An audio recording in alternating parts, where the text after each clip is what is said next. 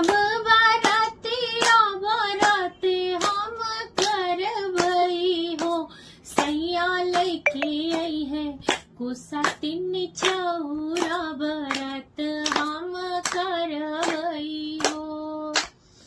छठी माई से मांगबई मंगनवा मगन हम लेबई हो, मैया लेबई गोदी के ललनवा बरात हम करबई हो, मैया लेबई गोदी के ललनवा बरात हम करबई हो।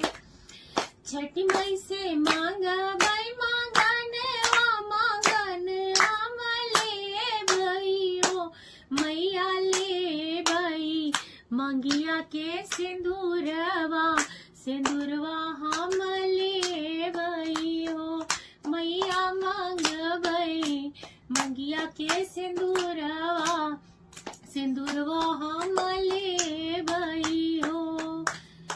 छठी माई के करब बरातवा बरात हम करबई हो, सैया लेके आई है कुसा तीन चौरा बरात हम करबई हो। बोलो छठी मैया की, बोलो हर छठ माता की जय। लालाही छठ या हल षष्ठी, यह व्रत संतान की लंबी उम्र की कामना के लिए किया जाता है। ललाही छठ को हल षष्ठी भी कहा जाता है। इस दिन महिलाएं सुबह गौरी गणेश के साथ कुश की पूजा करती हैं। माताएं बेटे की सलामती की भगवान से कामना करती हैं और व्रत का संकल्प लेती हैं। तो हेलो गाइस, राम राम और सबको हर छठ की हार्दिक शुभकामनाएं।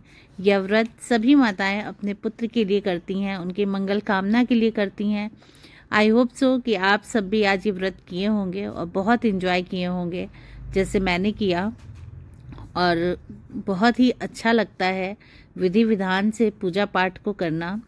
और जो भी ब्लेसिंग्स हैं ना हमारे बच्चों को मिलती हैं तो बहुत ही मतलब मन खुश हो जाता है। और ये व्रत ऐसा है ना जो बलराम जी का बर्थडे है और कृष्ण जी का आने वाला समय है, कृष्ण जी का भी बर्थडे आने वाला है। सो बहुत ही मन खुश है और बहुत ही अच्छे से हम लोगों ने पूजा भी की। और छठ माता की पूजा में खिलौने वगैरह भी रखे जाते हैं और बहुत ही अच्छे से पूजा की जाती है कि बच्चों के लिए की जाती है कि हमारे बच्चे सही सलामत रहें। और इसकी स्टोरी भी यही कहती है कि मतलब हर छठ माता जो है बच्चों को बहुत सी ब्लेसिंग्स दे के जाती हैं। जैसे पौराणिक कथा के अनुसार एक ग्वालिन गर्भवती थी, उसका प्रसव काल नज़दीक था, लेकिन दूध दही खराब ना हो जाए इसलिए वह उसको बेचने चल दी। कुछ दूर पहुंचने पर ही उसे प्रसव पीड़ा हुई और वो झरबेरी की ओट में एक बच्चे को जन्म दिया। उस दिन हल षष्ठी थी। थोड़ी देर आराम करने के बाद वह बच्चे को भी वहीं छोड़ दूध दही बेचने चली गई। गाय भैंस का मिला जुला दूध जो वो लोगों को दे रही थी उसने भैंस का दूध बताया। इस तरह वह गांव वालों को ठग रही थी। तभी एक किसान वहां हल जोतने आया। इस पाप के कारण झरबेरी के नीचे स्थित पड़े उसके बच्चे को किसान का हल लग गया। दुखी किसान ने झरबेरी के कांटों से ही बच्चे के चिरे हुए पेट में टाके लगा दिए और चला गया। ग्वालिन जब लौटी तो बच्चे की ऐसी दशा देखकर उसे अपना पाप याद आया और वह जोर जोर से रोने लगी। वह सोचने लगी कि यदि मैंने झूठ बोलकर गाय का दूध ना बेचा होता और गाय की स्त्रियों का धर्म भ्रष्ट ना किया होता तो मेरे बच्चे की यह दशा ना होती। अतः मुझे लौटकर सब बातें गांव वालों को बताकर प्रायश्चित करना चाहिए। इसीलिए गांव में घूम कर उसने सबको बता दिया कि उसने ठगी की। जब वह अपनी इस गलती का प्रायश्चित करना चाहती थी उसने साथ साथ सभी को यह भी बताया कि इसके लिए उसे क्या सजा मिली। उसके सच बोलने पर सभी गांव की महिलाओं ने उसे क्षमा कर दिया और आशीर्वाद दिया। बहुत सी स्त्रियों द्वारा आशीर्वाद लेकर जब वह पुनः झरबेरी के नीचे पहुंची तो वह देखकर आश्चर्यचकित रह गई कि वह उसका पुत्र जीवित अवस्था में पड़ा है। तभी उसने स्वार्थ के लिए झूठ बोलने को ब्रह्म हत्या के समान समझा और कभी भी झूठ ना बोलने का प्रण लिया। हर कहानी, हर त्योहार और हर व्रत हमें कुछ ना कुछ अच्छा ही सिखा के जाता है और प्रयास करता है कि हमारे जीवन में हम भी अच्छे आदर्शों वाले बने और अपने बच्चों को भी वही सारे संस्कार दें। और सच मानिए, ये जो कुल्हड़ भरे जाते हैं, खुज्जे भरे जाते हैं चने की दाल से, ये सब प्रसाद का एक अंश है, लेकिन वाकई बहुत ही अच्छा लगता है जब सब कुछ हमारा प्रसाद और ये पलास के पेड़ और जो भी है बलराम जी का ये जन्म दिवस हर माताएं, सभी माताएं अच्छे से सेलिब्रेट करती हैं, मनाती हैं, पूछती हैं, छठ माता का आशीर्वाद अपने बच्चों के लिए झोली फैलाकर मांगती हैं और हमारे बच्चे सही सलामत रहें यही कामना करते हैं हम लोग। और दूध दही का सेवन करते हैं जो कि भैंस का होता है। कहानी भी यही बताती है हमें कि आज के दिन हमें दूध और दही जो भी खाना चाहिए वो भैंस का ही खाना चाहिए और कभी भी ऐसे झूठ नहीं बोलना चाहिए व्रत में।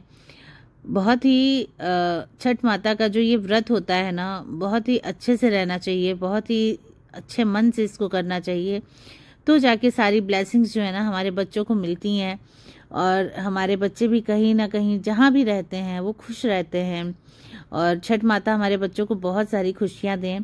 और ये देखिए कैसे हमने अपनी पूजा संपन्न करी है। अभी हमने सब कुछ माता जी को चढ़ाया है, सब कुछ किया है। अब यहाँ पे जो कहानियाँ होती हैं वो कहानियाँ हम लोग पढ़ते हैं। 6 कहानियाँ आज के दिन पढ़ी जाती हैं क्योंकि आज हर छठ है, तो सब चीज़ें 6 रहती हैं।